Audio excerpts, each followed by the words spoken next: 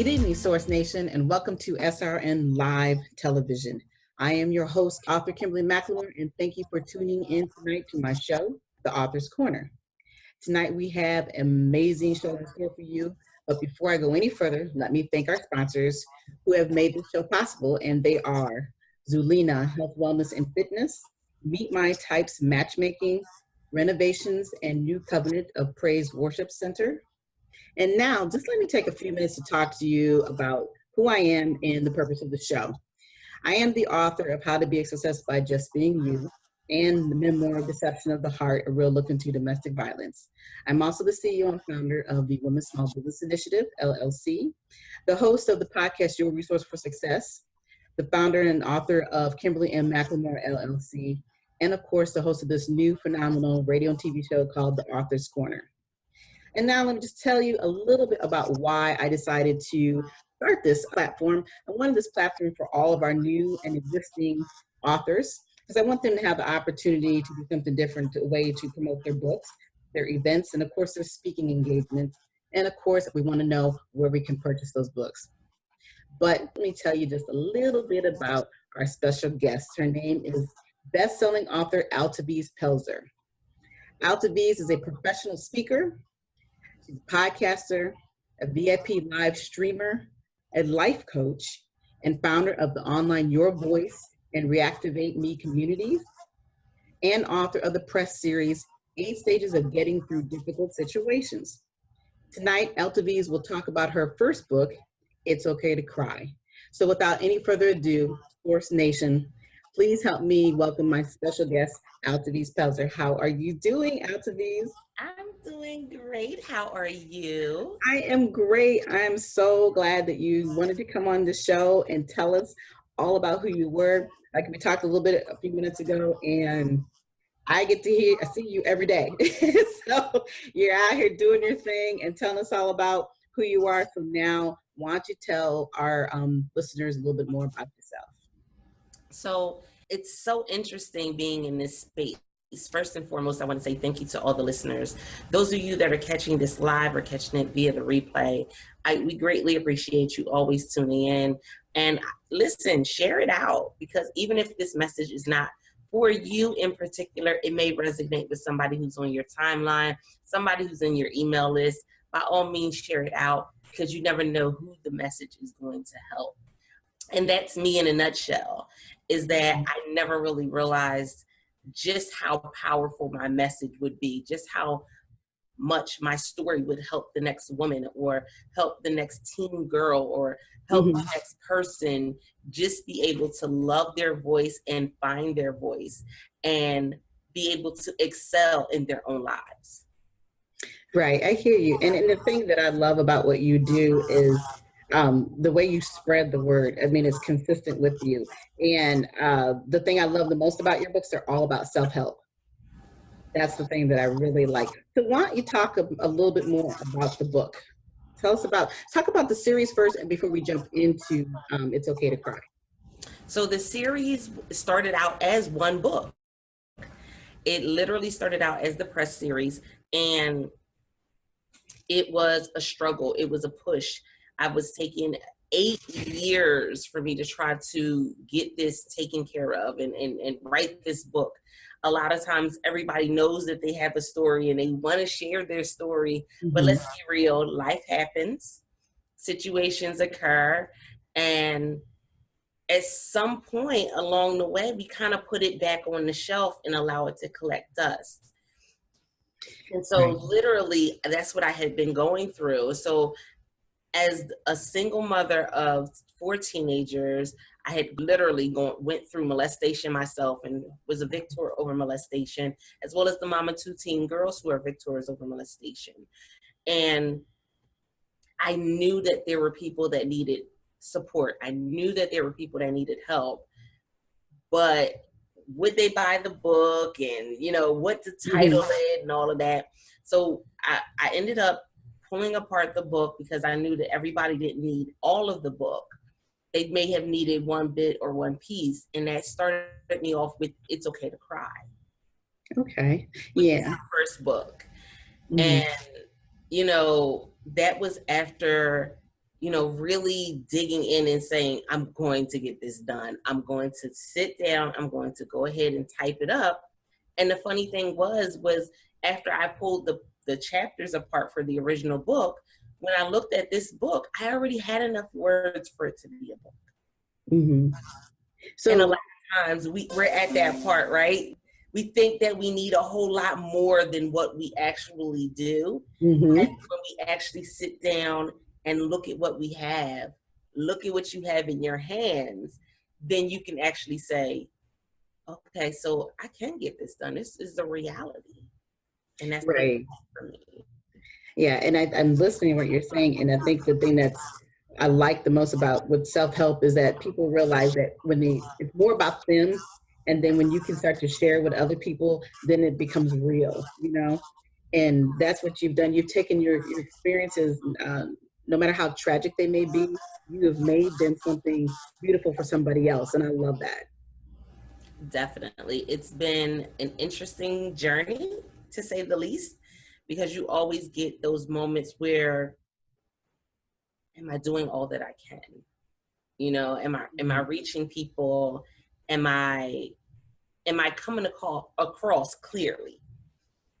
Right. And so I found that I often get messages from people who I'll either have somebody who will meet me in person at an event. I'll have someone who will come and they'll message me on social media, or, they're in my broadcast, and they always say, thank you for being so transparent. Thank you for sharing your story. Thank you for, not allowing this to take you another couple years to write the first book. Mm-hmm. And it was because, I saw that, okay, it was okay to cry. I had to go through some things in order to get to where I was. The most interesting part of it was after I published the book, and this was after I struggled with the title and everything else, I was live on Periscope, and I would go live at 6:30 in the morning. Mm-hmm. And literally I had someone join in who was on the West Coast. Well, 6:30 East Coast time is 3:30 West Coast time. Yeah, that's right. And it just by happenstance, they were awake because their kitten had gotten stuck under the sink. Like, I can't make this up at all. Okay. And so we were talking about not talking to family and not having that communication, and why, we haven't spoken to them. And, she had divulged on this broadcast that she had gone through, being molested, and that there was a rift in the family, and it split the family apart because they didn't believe her and things of that nature. And in the midst of all of that, she said, wow, she said, you have me crying right now. She said, but the thing about it is, I just realized that in this whole process, that's the one thing that I haven't done. I said, I haven't cried. And I was like, wow, the fact that that's the first book, that's the title of the first book. And this woman did not know me from a can of paint. She had just turned in, like, by happenstance. It was crazy, but it was confirmation. Right. That you were doing the right thing by putting this out and sharing your story. And I think a lot of us talk about some of the same things when it comes to, as in our Black communities, we don't communicate enough about what's going on with us personally. And it's something that I think that it's important that if you don't have these conversations, you're never going to know how you're healing or how you're helping somebody else, and here you just confirmed by having the opportunity to talk to this young lady you didn't even know.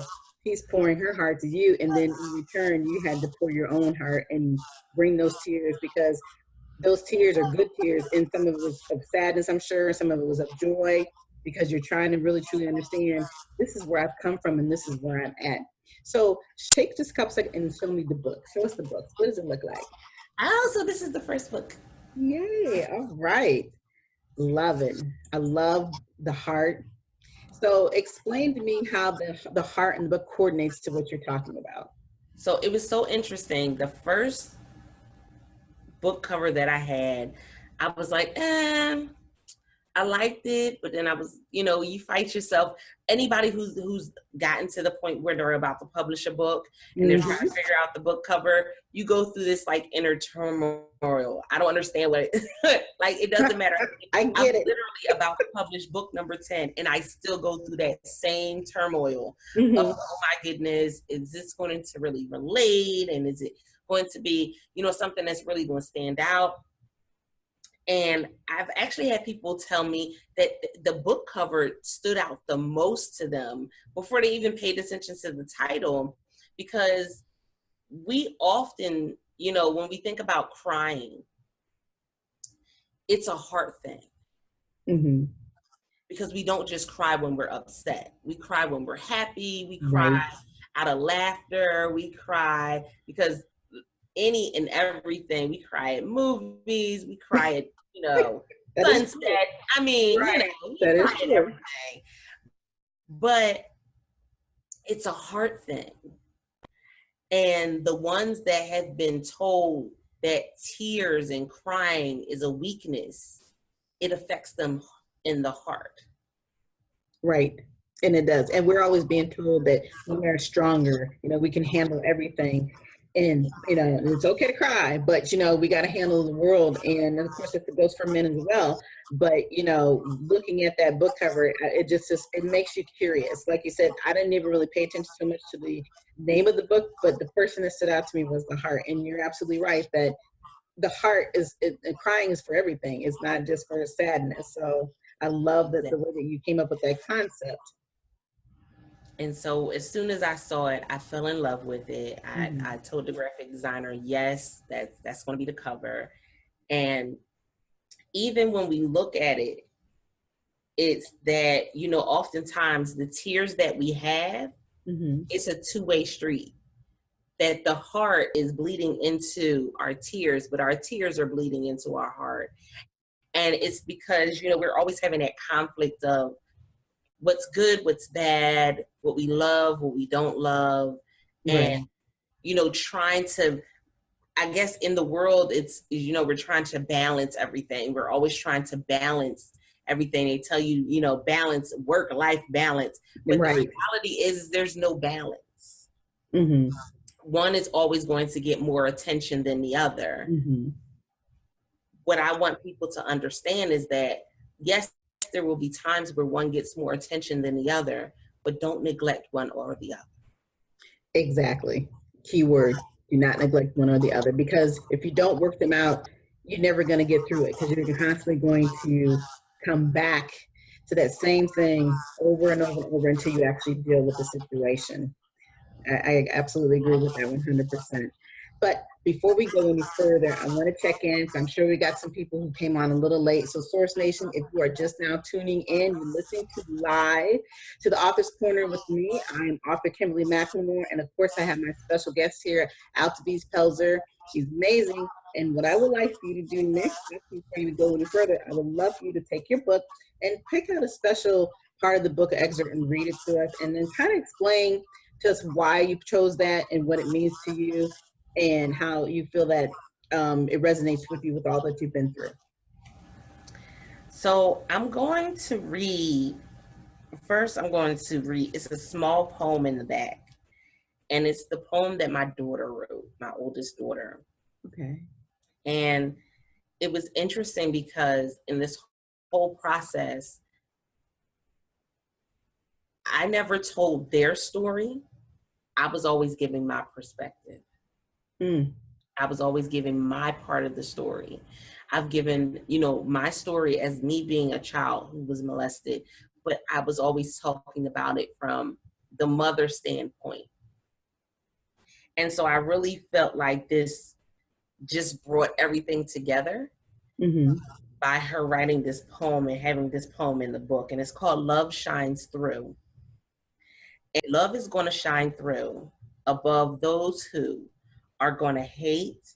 Learn to appreciate the love shining through the ceiling. You'll get the feeling sooner or later, the sweet type of flavor. And I said it brings it all together because, when we go through abuse, in our minds, we feel as though nobody understands. Exactly. Nobody will believe us. Nobody will trust us. It's our word against their word. It's us against the world. And so it's this battle. So, you really do have to learn to not only love other people after going through something so traumatic, but you got to learn to love yourself. That's right. That's And right. sometimes that ceiling is just breaking through with that self-love first before I can go and love on anybody else, before I can think about a relationship or even loving on my own children. I gotta break through that self-love. And that's not something that's really taught anywhere. You're right. And I was listening to what you were saying about the fact that we don't think that affects everybody else, because I do understand abuse. Being, you heard me say, my other book is about domestic violence. And the first thing we do, like you're saying, is we hide from everybody. We really think it doesn't hurt anybody else. It's all about us. We want to keep the secret inside. We don't want people to see anything that we're going through. So putting that poem there and having your child really have a full vision and understanding that we are involved, that's important. And you're right, it's one way to tell your story, but we really don't always think about how it affects everybody else. Exactly. Yeah. Definitely. So that was an important part for me. This one stood out to me because it's kind of like that opposite. It's that yin and yang. You kind of gotta look at every part of it. But sometimes we go to the wrong person when we're in that moment of despair, when we're in that moment of, my heart is broken. What am I going to do? How am I going to get through this? We don't necessarily always go to somebody that can truly help. And I want to say this because in the African American community, it is taboo to go to therapy. You're right. That's right. It's not even a discussion because most people also don't think we have issues, right? We don't want to talk about mental health. We don't want to Right. talk about abuse. We don't want to go to therapy. But we'll go to someone else, not realizing that sometimes when we're going to that other person, we don't know what they've been through. So we don't know if that's a trigger for them. We don't know if that's something that they can even relate to. 'Cause I've done interviews with people who have said they've never come in contact with anyone who's ever been through abuse that they know of. Wow. And so, yes, there's going to be some people that don't understand fully, Right. that need you to explain the whole situation. But there's going to be some people that understand and want to help and want to hear every word that you're saying. So I said, crying to the wrong person is a bad idea. Cry, a fit of weeping. When upset, we tend to call up those good friends, that close family member, or just someone that will listen to what we have to say. A lot of times we aren't even looking for any answers to our situation, but that doesn't stop people from giving their 2 cents about what they think is best for our life. Most people, when they give advice, are just trying to help. But when we take their advice and run with it is when we go wrong. How many times do you talk to someone and they have a personal agenda concerning your situation? And I found it to be really, disheartening even with the Me Too movement, that you still have so many people that are saying, no, this can't be true. And why would you say such a thing about so-and-so? And they've done this and they've done that. And they have all of these accolades. And what about what she went through? That's right. What she endured? And so, we have to understand that sometimes it's time for us to strengthen in each other and create that circle and create that bond that's really needed and necessary in this moment, because there are women who are hurting. There are men who are hurting. Who's going to be the one to say enough is enough? Exactly. And I think the thing that's frustrating for me and the things that I've seen is that we always have to prove ourselves. What is it to prove? We're telling you our story. We're trying to get people to hear. Like I said, there are those who will listen, and there's absolutely those out there who understand and they're there to help. That's part of their job, but it's also because they care. But it's just very frustrating to think that you have to come up with all these movements, all these things that abuse and domestic violence and all these things have been around for years. It's taken many years, of course, for the system to get on board. And it's like, oh, this is real, you know. So why do we have to go that far in order for people to be acceptable and realize that women and men and children are going through this every single day? Because I even talk about how I get so frustrated with everything that's going on. Yes. And that's the sad part of it. That's it in a nutshell. You really look and go, how much help can we be if we would just say, it's happened to me. This is what's happened. And with my oldest daughter, it was interesting because this is middle school. Mm-hmm. She had just gotten into 6th grade and she had shared her story with someone. And the young lady in turn shared about her being a cutter and how her brother had attempted suicide. And this is 6th grade. And I can't even fathom that at 6th grade to even have that thought in my mind that my life is so bad that I have to go through this trauma of hurting myself and talking about suicide. I mean, it's really discerning, to think that all these things are going on. And so, that really opened up her eyes to, oh my goodness, people are really hurting. People are really going through some things. And, this is this other stigma with it that we're just supposed to get over it. Thank you. I was going to mention that earlier, but boy, you're right. Oh yeah. It's like, oh, You're just supposed to get over it. Right. It happened a long time ago. Why can't you move past it? And the reality is that I say it like this. Every time something happens in our life, it's a seed that's planted. Unless you go through the process of uprooting it properly, taking out all the roots. We know that when you're doing and I do not have a green thumb. I have my thumb just as purple as can be. But you got everything else going, but that's all that counts, right? Right?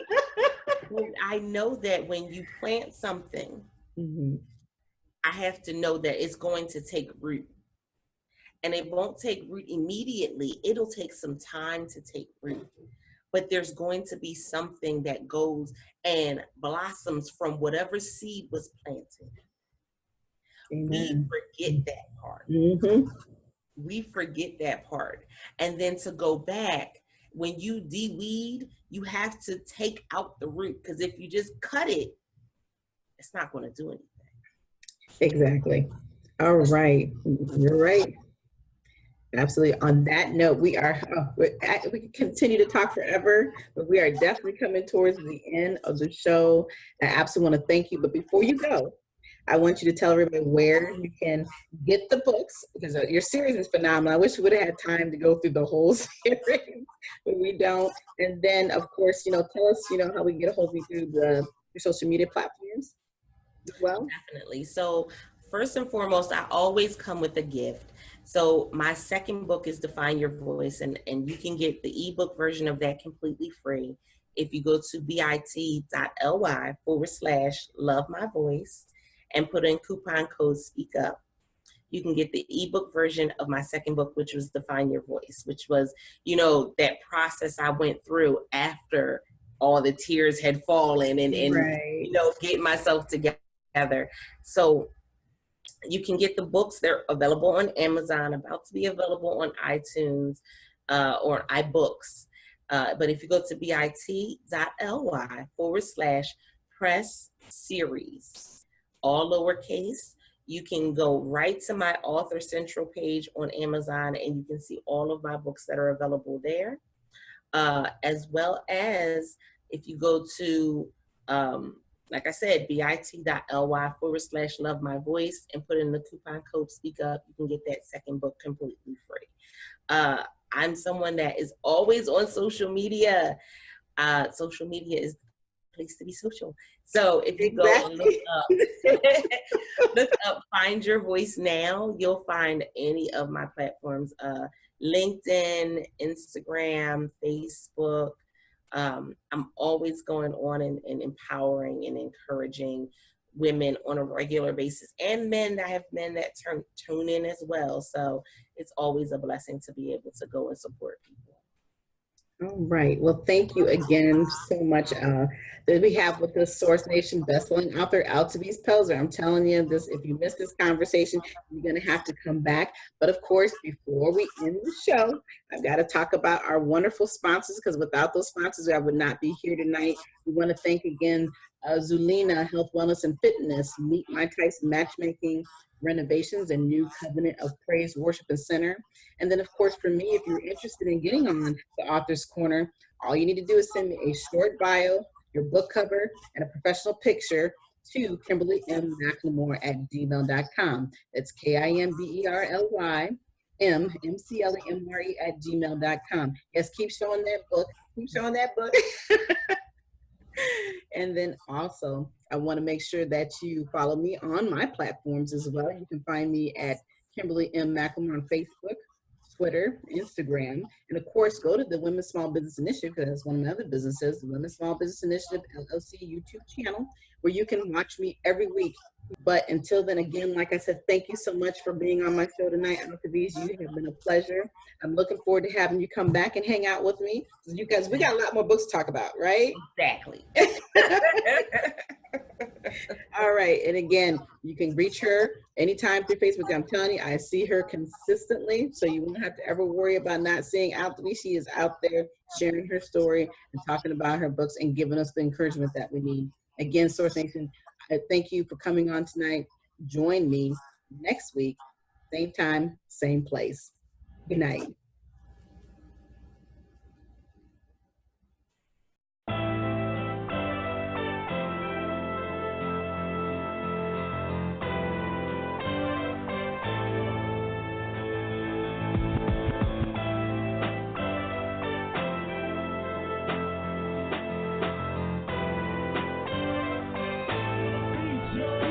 Get at me for beats, y'all.